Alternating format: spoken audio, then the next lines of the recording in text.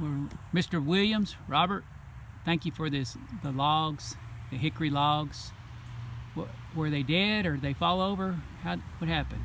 No, they just died, and they were in the way. I was tired of picking up limbs, so I had them cut out.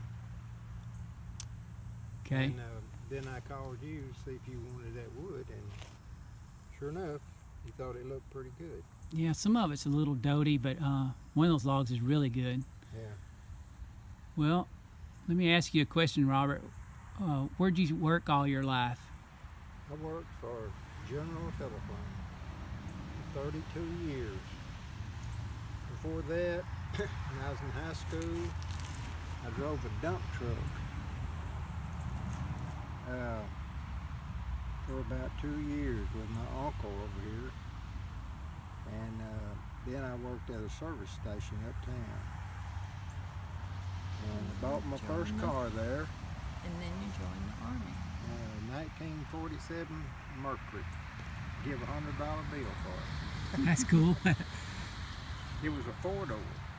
Front 2 doors open like this, the back 2 doors open Yeah. on the back. You could drive a freight train through that back seat.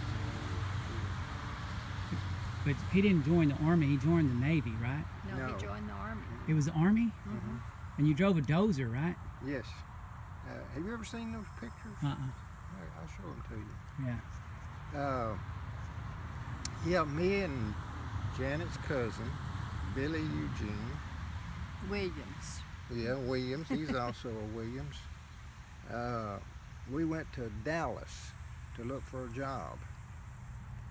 We walked around Dallas for 2 days, and nobody wanted to hire us because we didn't have our military over.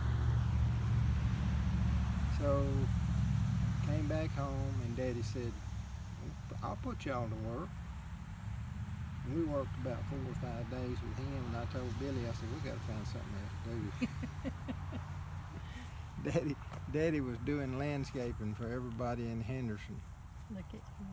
And so we went to town, and it was a Dyer's drugstore.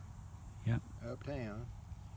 And we had been in there, and we walked down toward the old hotel, which is now Citizens Bank. And there was a guy standing in the doorway. And he said, "What are you guys doing?" And I said, "We're looking for a job." And he said, "Step right in." And we went in and sat down. And he opened his billfold and gave me $1. And he said, "Go up and buy a couple of 7-Ups at the drugstore." So I did. And when I came back, I came through the door with them 7-Ups. He said, "Lock that door behind you."